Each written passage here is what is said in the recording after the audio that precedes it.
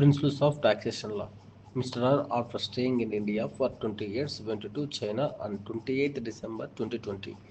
He came back to India on 10th August 2023, determining his residential status for assessment year 2024.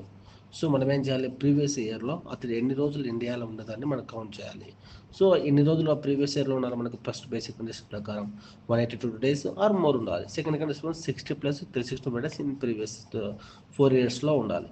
So ఇప్పుడు మనం ఏం చేద్దాం, ఇప్పుడు calculate చేయడము, మనం ప్రీవియస్ ఇయర్ 23-24కి మనం క్యాలిక్యులేట్ చేస్తాము. సో మనం ఎక్కడ అతను వచ్చినప్పటి నుంచి క్యాలిక్యులేట్ చేయాలి, వచ్చిన రోజు నుంచి.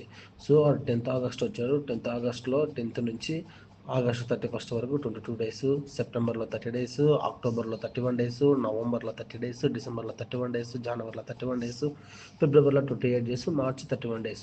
టోటల్ ప్రీవియస్ ఇయర్లో ఎన్ని రోజులు వచ్చినాడంటే మొత్తం టోటల్గా 234 days ఉన్నాయి. 234 days అంటే దాని అర్థం ఏంటి, he is fulfilling first condition. First condition ముందు 182 days ఆర్ మోర్ డేస్ అతను ఇండియాలో స్టే చేస్తే అతను రెసిడెంట్గా పరిగణించబడతారు. So he deem to resident in India. So కాబట్టి హీఈస్ ఫుల్ఫిల్లింగ్. సో ఇది రెసిడెన్షియల్ స్టేట్ ఫర్ ఆర్.